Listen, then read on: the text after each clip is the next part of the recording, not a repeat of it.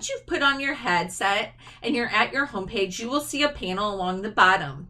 On there is a grouping of 9 dots that has apps. You will click on that and it will pull up your apps.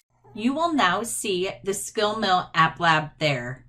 You will need to select that to download it now onto your headset. This may take a few minutes.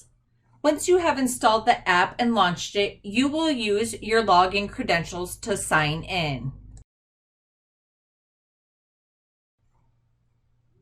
For the sake of this training, I will be launching the residential AC simulation, specifically the thermostat fault.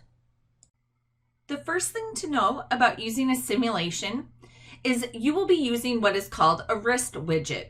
So once you enter in a simulation, take your left hand and flip it up like you're going to read me the time on a watch.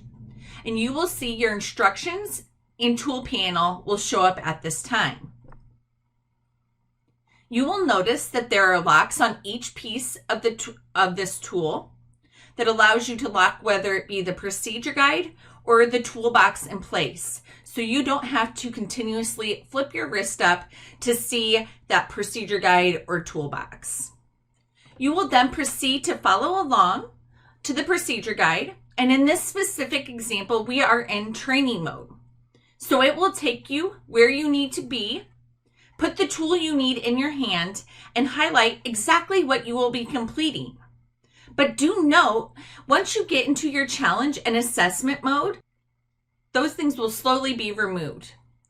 So when you start getting into the challenge and assessment mode, you will no longer see a procedure guide and you will start to have to move and pick the tools that are needed. There are typically 3 ways in which you interact within a sim. Number 1, seen here, is when something is highlighted or when you reach for an object, it highlights and you pull the trigger.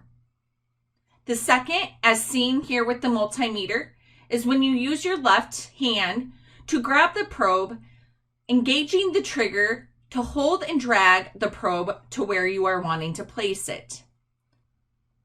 The third interaction is when you hover and highlight and pull the trigger, and it brings up a couple different options you can choose from. For example, replacing the thermostat or removing cover.